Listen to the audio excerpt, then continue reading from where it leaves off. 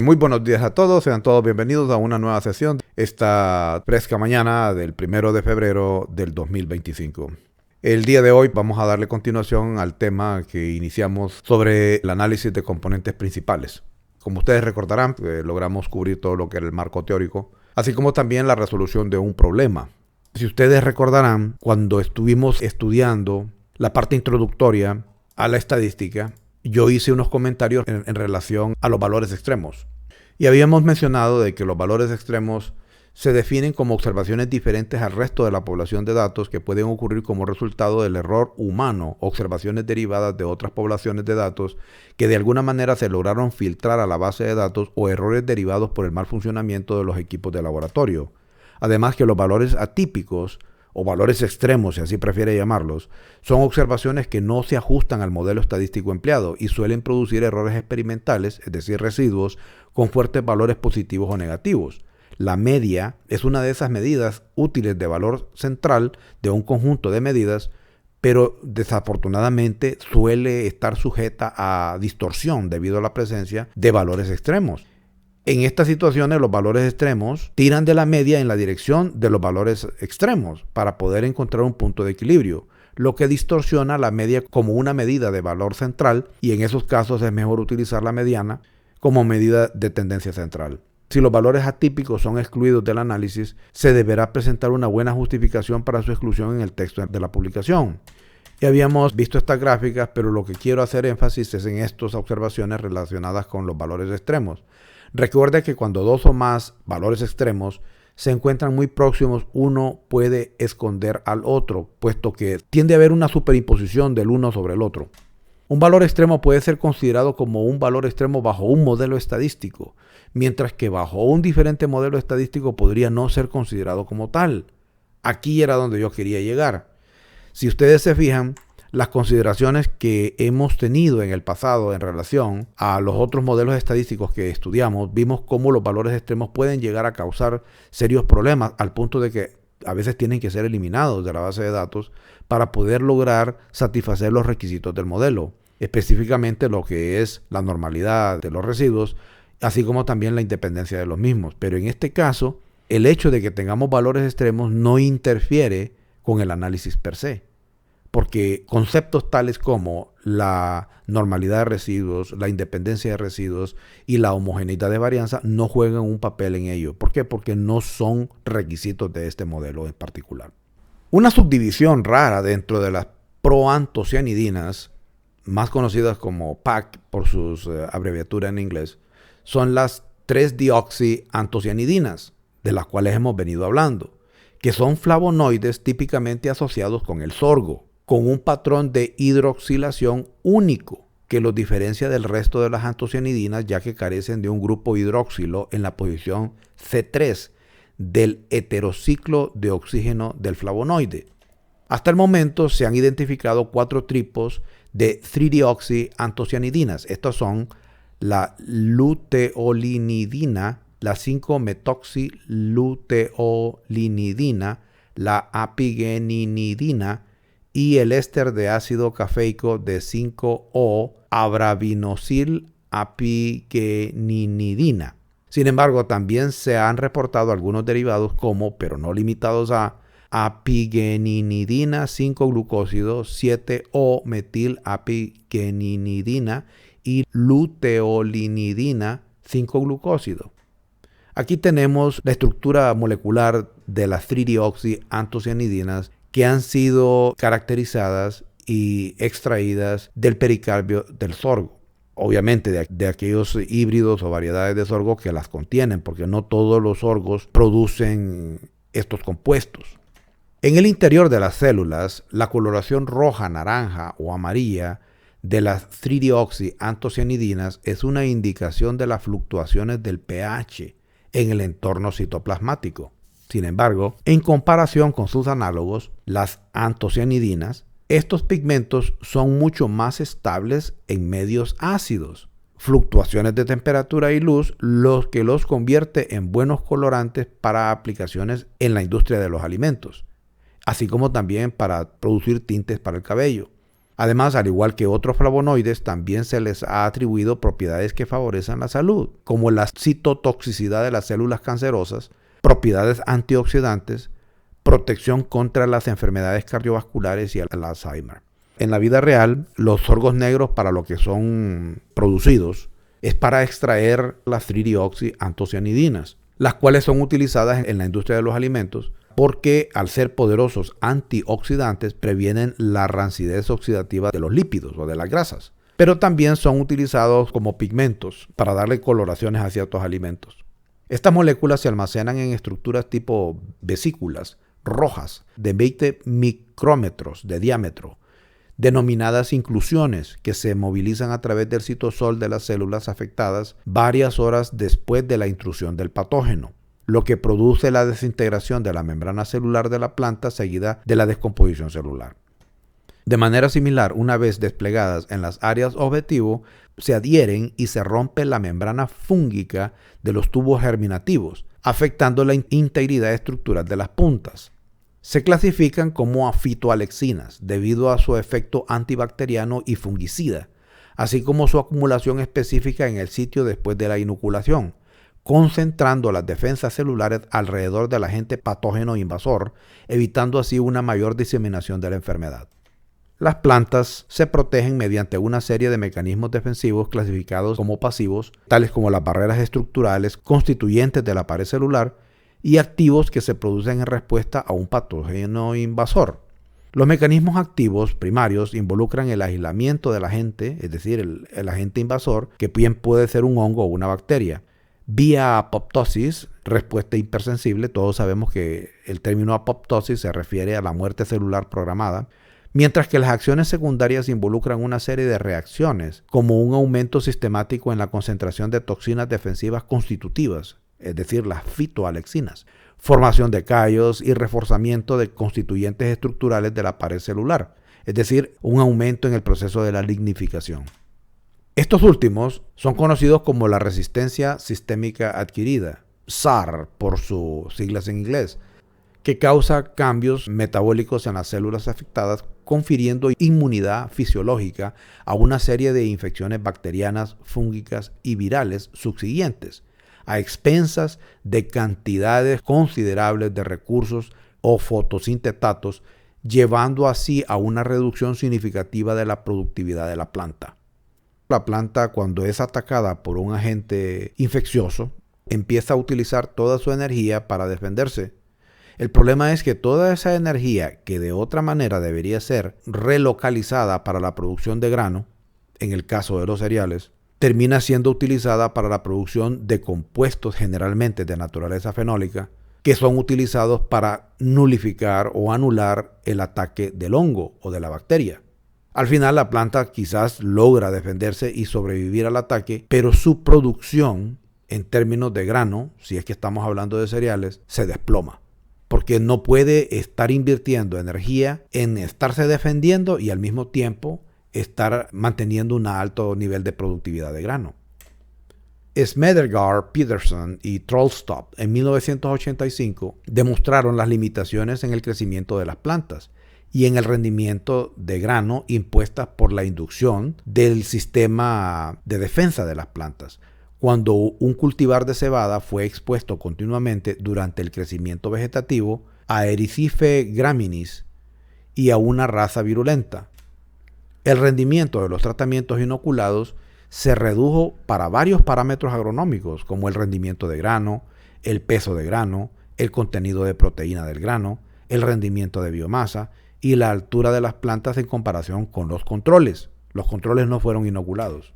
Con base a esto, se podría plantear la hipótesis de que cualquier mutante que regule constitutivamente los genes de la vía de biosíntesis de 3-deoxyantocianidinas, independientemente de los estímulos bióticos, mantendría un estado constante de defensa a un alto costo metabólico, mostrando niveles significativamente bajos de antocianidinas. Aunque las antocianidinas y las 3-deoxyantocianidinas se sintetizan a través de las vías de los fenilpropanoides y flavonoides, se piensa que su biosíntesis metabólica se separa de una vía compartida por la acción de enzimas cuya expresión es inducida por diferentes estímulos, que bien pudiera ser la luz o la infección de patógenos, modificando la configuración estructural de un precursor común llamado naringenina, produciendo diferentes sustratos finales dependiendo de qué estímulos estuvieran presentes. Sin embargo, en el maíz y el sorgo, los genes asociados con la síntesis de 3-deoxiantocianidinas son regulados positivamente por la infección de patógenos, mientras que los vinculados a los antocianidinas son regulados negativamente de manera concomitante, es decir, al mismo tiempo, lo que sugiere mecanismos de expresión independientes. Y lo que estamos viendo nosotros acá es un esquema de la ruta biosintética de las 3-deoxiantocianidinas y las antocianidinas en el sorgo. Véase que todo empieza con la fenilalanina, la cual es transformada en ácido cinámico, la cual pasa a paraácido cinámico, posteriormente catalizada por el ácido 4-hidroxinámico y convertida en dos moléculas, la 4-coumeryl coenzyme y manoloyl coenzyme A. Luego es catalizada en naringin calcium y luego a través de una serie de reacciones que se producen al interior de la célula, se producen esta serie de conversiones. Mire, pasa por flavonones, luego estos flavonones son transformados en flavanols para luego terminar en la producción de 3-deoxiantocianidinas. Empieza con el eriodictyol y el naringinin, los cuales son transformados en leuteoforol y apiforol, y luego aquí son convertidos en leuteolinidin y apigeninidin, los cuales a su vez son los precursores de estos dos. Así es como se producen las 3-deoxiantocianidinas intracelularmente, pero recuerden que estas son almacenadas en vacuolas en el interior de las células, las cuales se trasladan al sitio donde se ha producido la invasión de un hongo, para luego interactuar con el tejido del hongo invasor, anulándolo.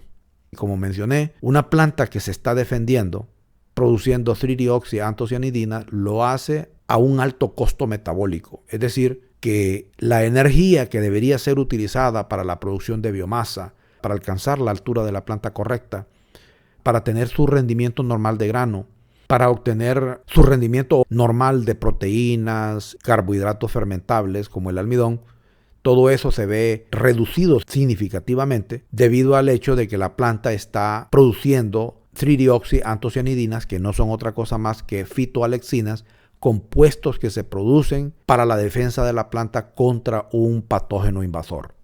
El siguiente ejercicio es el contenido porcentual de almidón. Nuevamente vamos a estudiar el mismo grupo de híbridos de sorgo. Vamos a correr el código. Véase que estamos utilizando una base de datos que está almacenada con una extensión SAS y lo vamos a almacenar en un vector llamado starch o almidón. Lo vamos a abrir con la librería Haven. Le vamos a decir que con esa vamos a trabajar, que me haga un análisis de la estructura de la base de datos y que me haga un resumen de dicho análisis. Control Enter. Y me dice que estamos trabajando un 1 de febrero del 2025 a las 8:45. Me proporciona todos los elementos presentes en la base de datos, que va desde genotipo, color del pericarpio y los diferentes ambientes involucrados. Y luego me da un resumen para cada una de las variables presentes en la base de datos. Las primeras dos son textuales, las que nos interesan son las otras porque son numéricas. Al hacer clic en la base de datos que está aquí en la pestaña de ambiente, nos dice que la base de datos contiene 288 observaciones distribuidas en 8 variables. Si hago clic acá y expando la consola, podemos ver las variables que va desde genotipo, color de pericarpio y los diferentes ambientes que fueron estudiados. Regresamos al código y vamos a estudiar la elegibilidad de esta base de datos para correr un análisis de componentes principales.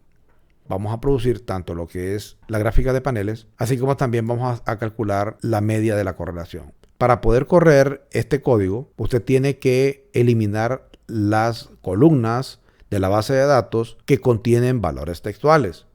Y los valores textuales de esta base de datos son las primeras dos columnas, la columna denominada genotipo y la columna denominada color del pericarpio. Y utilizamos para ello, a la par del nombre del vector que contiene la base de datos, entre corchetes, esta estructura de código. donde lo que aparece antes de la coma corresponde a líneas dentro de la base de datos. Como había mencionado en el ejercicio anterior, vendrían a ser estas líneas horizontales. Pero yo no estoy eliminando líneas horizontales. Así que tengo que concentrarme en lo que viene después de la coma, que me permite controlar qué columnas voy a eliminar. Y para ello utilizo "-c", la C significa concatenar, y el menos es eliminar. Y le digo que elimine las primeras dos columnas. Porque para poder generar la gráfica de paneles, así como también para poder calcular la media de la correlación, esto solo se puede hacer con valores numéricos, no con valores textuales. Lo subrayo, control enter, y me voy inmediatamente a la correlación. Y a partir de esta correlación, ¿es esta base de datos un buen candidato para un análisis de componentes principales, sí o no? Pues la teoría es bien clara. Si la media de la correlación se encuentra por encima de 0.3 o por debajo de menos 0.3, entonces la base de datos es un buen candidato para un análisis de PCA. Y en este caso es 0.88, que está por encima de 0.3. Cuando nos vamos a la gráfica de paneles, aquí podemos ver de manera transversal los diferentes ambientes que están siendo evaluados. Y podemos ver que están altamente correlacionados. Véase que el valor de la correlación entre los diferentes ambientes se presenta en la parte superior. Por ejemplo, en relación de Call Station 2011 y Call Station 2010, la correlación fue de 0.84 y es una correlación positiva. Es decir, que en la medida que la concentración de almidón aumenta en Call Station 2011, asimismo también aumenta en Call Station 2010. Véase la correlación entre Corpus Christi 2010 y Call Station 2011, es de 0.95. Eso significa que en la medida que aumenta la concentración de almidón en Corpus Christi 2010, asimismo aumenta en Call Station 2011. Y si ustedes ven la distribución de los datos, que están representados como circulitos, tienden a verse como alineados en torno a una línea que tiene una pendiente positiva. Pero el valor de las correlaciones se presentan en la parte superior de los paneles. Procedemos a hacer el análisis de los componentes principales utilizando la función prcomp. Le voy a decir que si existen valores perdidos, que los elimine. El análisis va a ser aplicado al vector que contiene la base de datos, que en este caso es starch, eliminando las primeras dos columnas, que me calcule la escala y así como también el centro. La escala viene a representar la desviación estándar, el centro viene a representar la media. Todo esto guardado en el vector almidón 2-PCA, y luego vuelvo a pedirle el mismo vector con el propósito de visualizar el resultado. Control Enter. Y aquí lo que me interesa es visualizar el número de componentes principales que se generaron. Y si ustedes observan, tenemos un total de 6 componentes principales. Y nos presenta luego los diferentes ambientes que fueron evaluados, que son los mismos que se encuentran reflejados en la base de datos. Luego procedo a correr la función summary para que me haga un resumen del análisis que está almacenado en el vector donde se guardó el análisis de componentes principales. Control Enter. Y acá me permite visualizar varios elementos. Primero, la desviación estándar de cada componente principal, de los cuales hay 6. Me permite visualizar la proporción de la varianza que cada uno de los componentes principales es capaz de explicar, así como también el efecto acumulativo. Como mencionamos en el ejercicio anterior, el análisis de componentes principales se centra en los primeros dos componentes principales, el 1 y el 2. Véase que el primer componente principal, al ser multiplicado por 100, nos explica el 88.37% de toda la variabilidad almacenada en la base de datos en relación a la acumulación de almidón en el grano. Por otro lado, el componente principal 2, al ser multiplicado por 100, nos explica el 5.12% de toda la variabilidad almacenada en la base de datos en relación al contenido de almidón en el grano de sorgo. Si hacemos la sumatoria de estos dos, tenemos que el análisis de componentes principales es capaz de explicar el 93.49% de toda la variabilidad presente en la base de datos. Y yo pregunto, ¿es esto un buen análisis? Claro que sí, es bueno. Si restamos esto de 100, hay un 6.51% de variabilidad que el análisis de componentes principales no es capaz de explicar. Luego corremos el cálculo de los elementos constitutivos del PCA. Primeramente calculamos los nombres de los elementos constitutivos del PCA almacenados en el vector que contiene el análisis del PCA y le digo que me proporcione esos nombres sin comillas. Control Enter. Me calculó la desviación estándar, la rotación, las medias, la escala y el valor de X.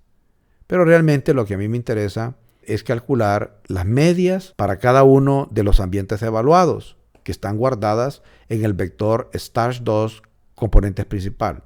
Y le digo a través de la función round que me redondee los valores de dichas medias hasta un máximo de 2 dígitos después del punto decimal. Control Enter. Y aquí me aparecen las medias de cada ambiente que fue evaluado.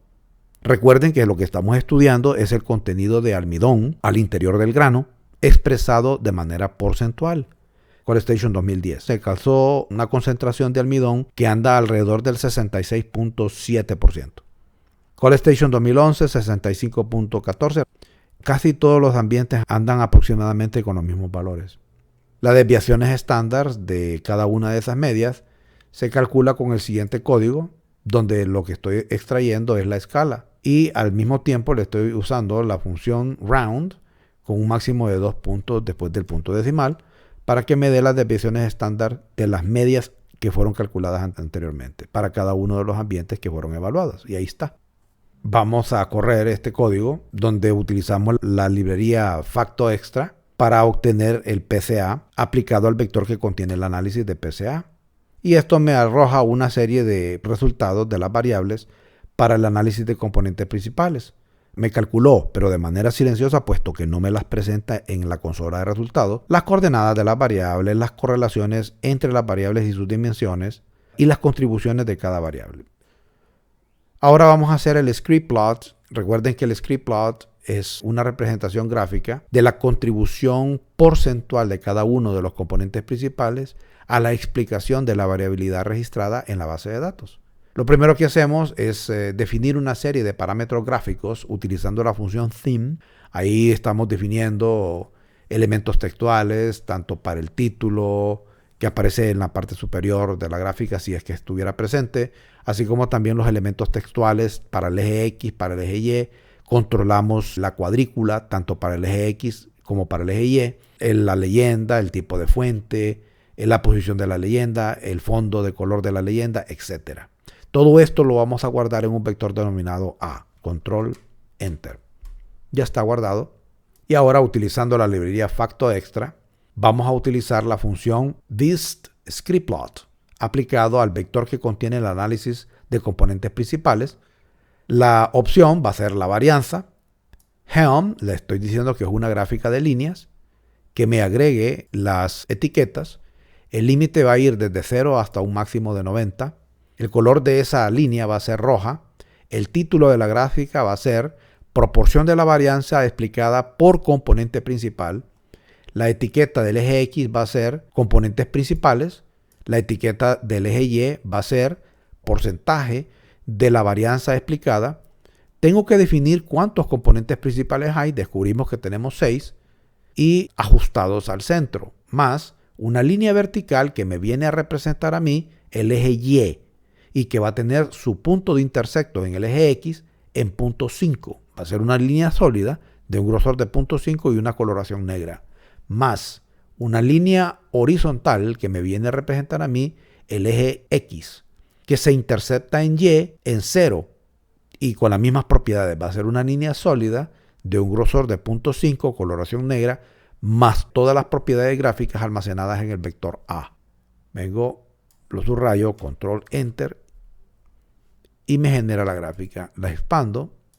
Véase que cada uno de los puntos de inflexión representados como puntitos de color rojo me representa cada uno de los componentes principales, de tal manera que deberíamos de tener 6 puntos rojos. 1, 2, 3, 4, 5, 6. Y los porcentajes que aparecen a la par de cada punto de inflexión es la proporción de variabilidad que cada uno de los componentes principales es capaz de explicar. Entonces, el primer componente principal es el que siempre nos va a explicar la mayor proporción de variabilidad registrada en la base de datos para el parámetro que usted está estudiando. En este caso, el componente principal 1 nos explica el 88.4% de toda la variabilidad. mientras que el segundo componente nos explica el 5.1% y a partir de este punto va en reducción. Si nosotros viniéramos y empezáramos a sumar todos estos valores, el resultado tendría que ser 100. Pasamos a la gráfica de barras de la varianza. De nuevo utilizamos la misma librería FactoExtra, nada más que la función que vamos a utilizar es BIBS8, aplicada al vector que contiene el análisis de componentes principales. La opción va a ser la varianza, que me agregue las etiquetas. Los valores en el eje Y se van a desplazar desde 0 hasta un máximo de 90. Luego que vamos a hacer una gráfica de barras con una coloración Steel Blue, pero el borde de cada barra va a ser de color negro. La línea que me representa el script plot va a ser de color roja. El título de la gráfica va a ser proporción de la varianza explicada por componente principal. La etiqueta del eje X es componentes principales. La etiqueta del eje Y va a ser porcentaje de la varianza explicada, número de componentes principales 6 y todos ajustados al centro, más la línea vertical con intercepto en punto 5 que me representa el eje Y, va a ser una línea sólida de grosor punto 5, color negro, más una línea horizontal que me viene a representar el eje X, que se intercepta en Y en el punto de origen. Va a ser una línea sólida con un grosor de punto 5 y una coloración negra, más todos los atributos gráficos almacenados en el vector A. Control Enter. Esta gráfica son dos gráficas en una. Es un script plot con una gráfica de barras, una montada sobre la otra. La interpretación sigue siendo la misma. Básicamente yo lo que les estoy dando es dos diferentes gráficas para explicar el por qué el componente principal 1 y el componente principal 2 son los que son utilizados para hacer el análisis de componentes principales. Porque uno de ellos explica el 88.4% de toda la variabilidad presente en la base de datos para el parámetro bajo estudio, mientras que el otro me explica el 5.1%. Ahora vamos a hacer la gráfica de correlación de las variables y los componentes principales. Lo primero que vamos a hacer es utilizar la función getPCA_bar aplicado al vector que contiene el análisis de componentes principales y lo vamos a guardar en un vector llamado bar.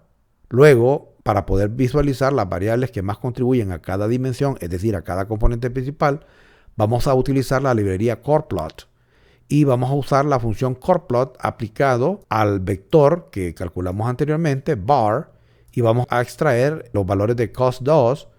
Esta es una constante, is.core igual false. Y esto nos va a permitir visualizar la gráfica de círculos con diferentes intensidades de color. Control Enter. Lo vamos a expandir. Véase que en la parte superior podemos ver dimensiones que van desde el 1 hasta el 6 porque son 6 componentes principales. Y luego lo que vemos en una distribución vertical son los nombres de los diferentes ambientes que fueron estudiados. Generalmente la coloración intensa corresponde a aquellos ambientes que forman parte del primer componente principal. Yo diría que Coal Station 2011, Corpus Christi 2010, Corpus Christi 2011 y Hathaway 2010 vienen a formar parte del primer componente principal. Luego vean ustedes la coloración de Hathaway 2011 y de Coal Station 2010 es muy similar. Yo diría que estos dos vienen a formar parte de lo que es el componente principal 2. Ahora, para poder visualizar qué ambientes forman parte de cada componente, utilizamos el siguiente código. Vamos a calcular qué variables contribuyen al componente principal 1. Para ello usamos Phipps Contribution aplicado al vector que contiene el análisis de componentes principales, donde la opción va a ser bar. La coloración va a ser de color negro con un relleno de Steel Blue. Axis 1 representa el primer componente principal y que los nombres de las variables impresas en el eje X van a estar con una rotación de 45 grados, más una línea vertical que tendrá su intersecto en el eje X en punto 5, que va a estar representada con una línea sólida de grosor punto 5 y una coloración negra. Esto básicamente me viene a representar a mí el eje Y, mientras que el eje X es graficado a través de una línea horizontal que se intercepta en Y en el punto de origen, que va a estar representado con una línea sólida de grosor punto 5, color negro, más todos los atributos gráficos almacenados en el vector A. Todo esto lo guardamos en un vector llamado A.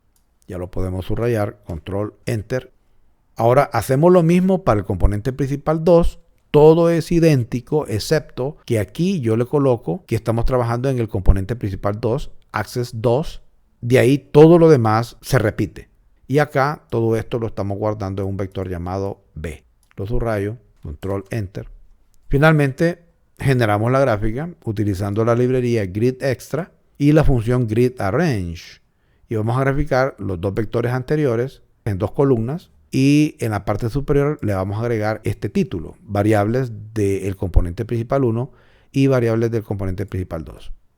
Lo subrayo, control enter, lo expandimos y véase que aquí nos presenta la primera dimensión, es decir, el primer componente principal, está integrado por College Station 2011, Corpus Christi 2011, Corpus Christi 2010 y Halfway 2010. Mientras que el segundo componente está constituido por Halfway 2011 y College Station 2010. Si nos vamos a la gráfica anterior, miren, College Station 2010, Halfway 2011. College Station 2010, Halfway 2011 para el componente principal 2. Y College Station 2011, Corpus Christi 2011, Corpus Christi 2010, Halfway 2010, que son todos estos que están acá, forman parte del componente principal 1. Y como habíamos dicho, la interpretación correcta es que todos aquellos variables de cada componente que son capaces de rebasar por encima de la línea horizontal segmentada son aquellos que son considerados variables constitutivas del componente principal. Ahora vamos a generar la gráfica de observaciones individuales y vamos a utilizar la función visPCA individual aplicado al vector que contiene el análisis de componentes principales y vamos a graficar ambos componentes principales. Etiquetas ninguna, tamaño de la etiqueta 4. ¿Qué es lo que vamos a graficar? Las observaciones individuales a través de puntos y textos. ¿Que se repelan las unos de las otras? Sí, los puntos deben repelerse los unos de los otros. De lo contrario, habrían ocasiones donde tendríamos algunos puntos que se montan encima de otros. Los puntos van a estar representados por el point character 21, que va a tener un tamaño de 2. Esos puntos se van a graficar de color negro, pero cada punto va a ser graficado conforme al color del pericarpio. Este color del pericarpio es extraído del vector que contiene la base de datos original, que es Starch. Luego que la coloración de las observaciones va a ser la máxima y la paleta de colores va a ser esta, la misma que encontramos en la base de datos. El título de la gráfica va a ser Análisis de componentes principales de las observaciones individuales, que nos agregue las elipses calculadas al 95%, pero van a ser elipses convexas, que se convierten en polígonos. Que también me grafique el punto que representa la media para cada agrupación. Las líneas de los componentes principales van a estar representadas por líneas punteadas, más las etiquetas van a estar dadas conforme a los nombres de los genotipos. La línea vertical se va a intersectar en el eje X en el punto -4. Va a estar representada por una línea sólida de grosor 0.5, color negro. Esta línea vertical me representa a mí el eje Y, más la línea horizontal que me representa el eje X, que se va a intersectar en Y a la altura de -1.5. Va a ser una línea sólida de grosor 0.5, de color negro, y todos los parámetros gráficos almacenados en el vector A. Ya lo podemos subrayar, control enter, lo vamos a expandir. Y aquí podemos ver la gráfica de las observaciones individuales. Recuerden, estos diferentes híbridos de sorgo han sido agrupados conforme al color del pericarpio, de tal manera que tenemos 5 grupos completamente distintos. Están los sorgos negros, están los sorgos blancos, están los rojos, los amarillos y los café. Las reglas de interpretación siguen siendo las mismas. Aquellos sorgos, independientemente del grupo al que pertenezcan, que se encuentran por encima de la línea segmentada horizontal, son los que registran la mayor cantidad de acumulación de almidón en el endospermo del grano, mientras que los que se encuentran por debajo de la línea segmentada son los que dentro de sus respectivos grupos registraron la menor concentración de almidón. Los círculos más grandes al interior de cada agrupación representan el valor de la media para cada agrupación. Se puede observar que hay una clara separación entre los negros y los demás grupos. No obstante, entre los rojos, los café, los amarillos y los blancos, hay una superimposición de los grupos en algún momento. Es como que se traslapan, indicando de que para algunas de esos híbridos no se encuentran diferencias significativas, pero hay una clara separación entre los negros y los demás. El eje X nos representa el componente principal 1, que nos explica el 88.4% de toda la variabilidad, mientras que el componente principal 2 siempre se representa en el eje Y en este caso nos explica el 5.1%. Al hacer la sumatoria de ambos componentes principales, habíamos dicho que nos explica el 93.5% de toda la variabilidad registrada en la base de datos. Ahora, así como lo podemos observar en este punto, no se sabe quién es quién. Si queremos ponerle un identificador a cada punto, tenemos que modificar el código. Y acá donde dice none, lo cambiamos por all. Lo subrayamos, control enter. En la base de datos original nos dice que tenemos un total de 288 observaciones distribuidas en 8 variables.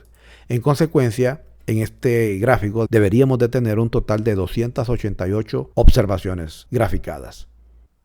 Acá dice, estos últimos son conocidos como resistencia sistémica adquirida, que causa cambios metabólicos en las células afectadas, confiriendo inmunidad fisiológica a una serie de infecciones bacterianas, fúngicas y virales, a expensas de cantidades considerables de recursos, llevando así a una reducción significativa de la productividad de la planta.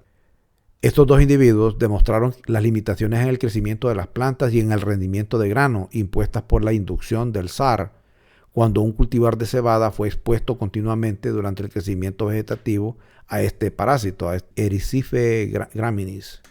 El rendimiento de los tratamientos inoculados se redujo para varios parámetros agronómicos, como el rendimiento de grano, el peso de grano, el contenido de proteína del grano, el rendimiento de biomasa y la altura de la planta en comparación con el control. En otras palabras, la acumulación de almidón y la acumulación de 3-deoxyantocianidinas tienen una relación antagonista. Es decir, que no se pueden alcanzar altos niveles de concentración de los dos compuestos al mismo tiempo, porque la energía o es desviada para la producción de almidón o es desviada para la producción de fitoalexinas. Entonces, uno de los dos va a tener un mayor rendimiento. Si es un pobre productor de fitoalexinas, va a ser un alto productor de almidón. Si es un bajo acumulador de almidón, va a tener una alta acumulación de fitoalexinas. Continúo mi camino en el análisis de esta base de datos y ahora vamos a hacer la gráfica de variables de ambos componentes principales.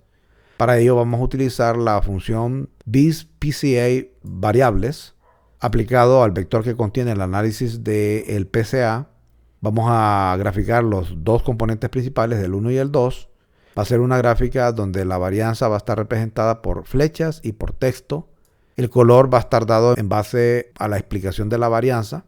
La gradiente de colores va a estar definida por NPG, Network Portable Graphics, que los valores se repelan los unos de los otros, de lo contrario se corre el riesgo de que unas flechas queden montadas encima de las otras.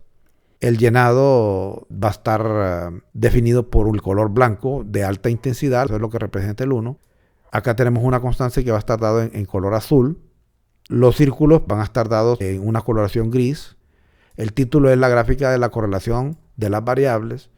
El título de la leyenda va a ser contribución porcentual de la varianza.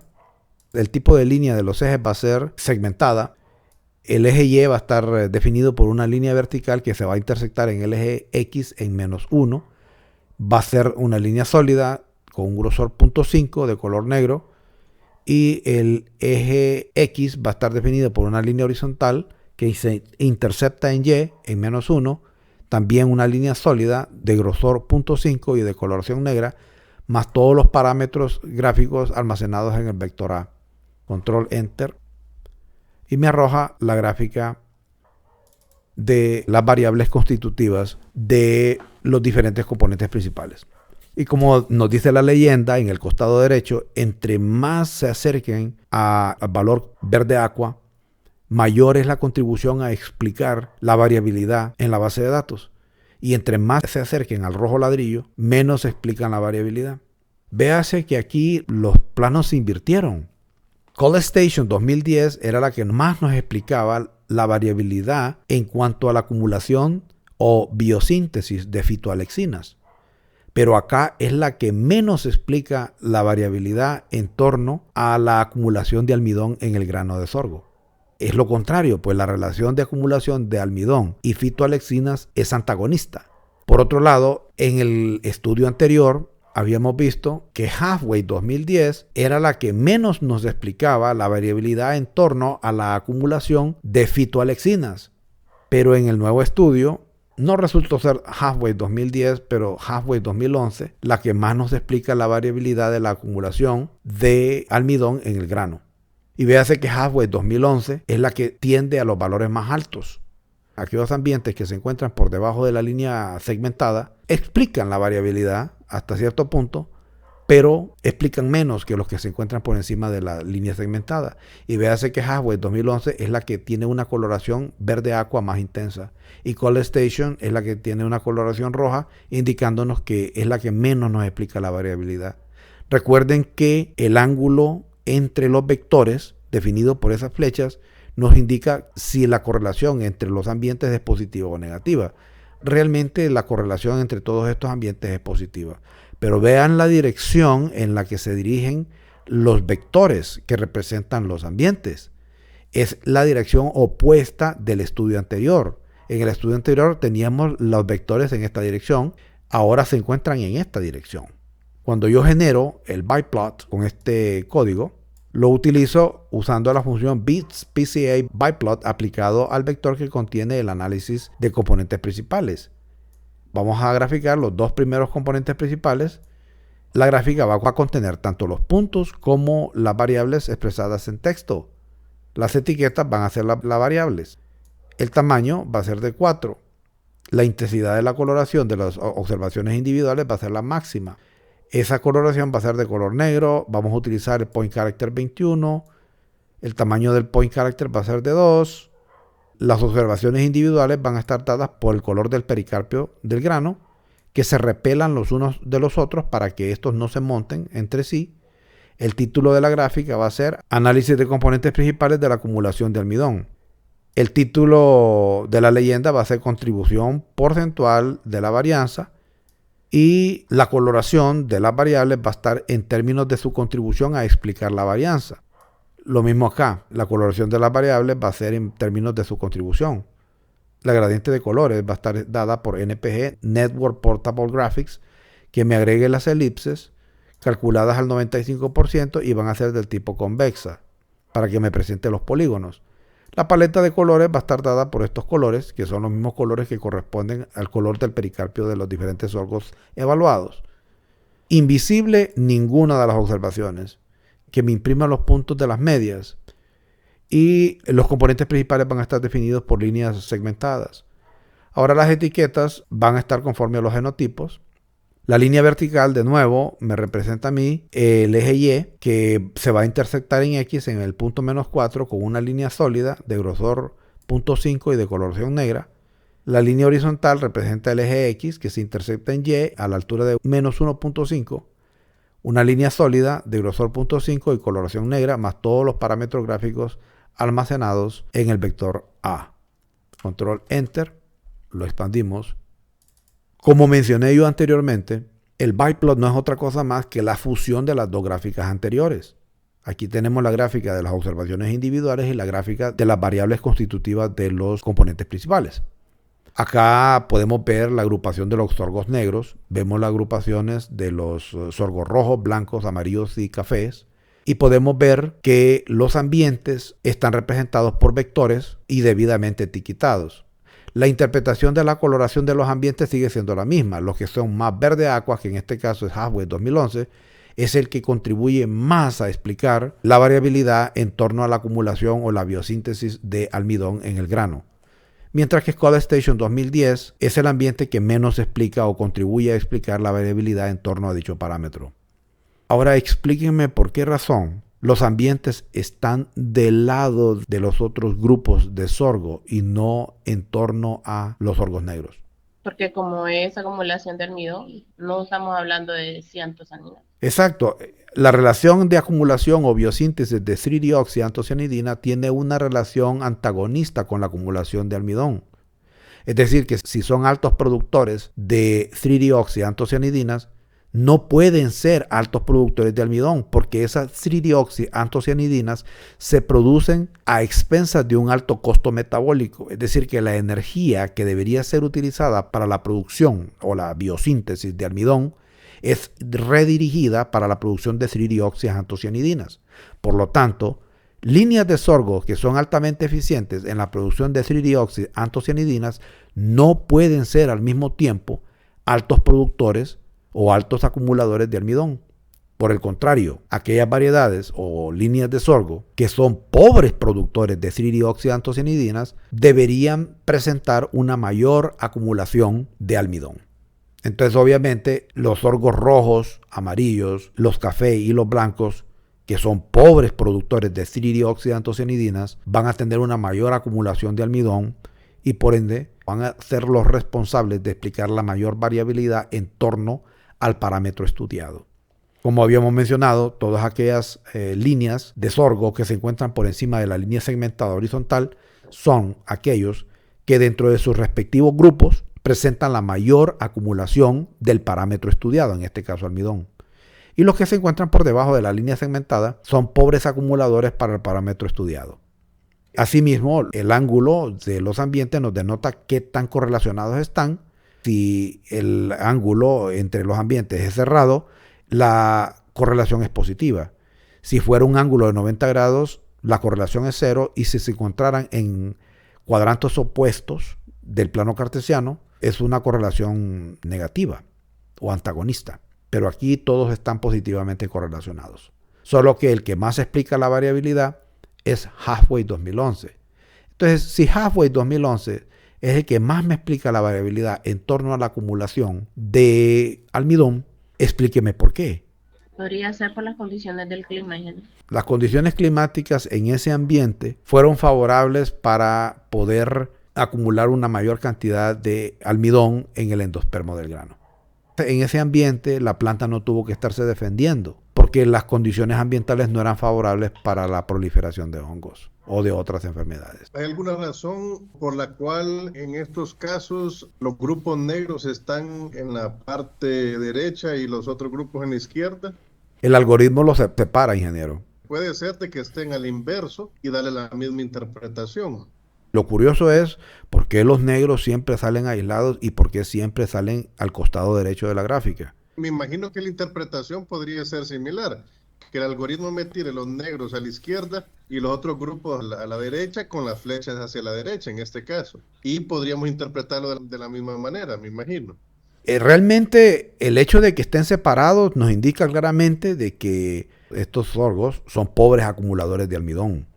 Y que el hecho de que los rojos, los cafés, los amarillos y los blancos se monten encima los unos de los otros nos indica claramente de que no se encontraron diferencias muy significativas entre unos y otros, exceptuando algunos casos. Véase que el polígono de los rojos se monta encima del de los cafés y también hasta cierto punto en el de los amarillos y está encima del de los blancos. Y viceversa.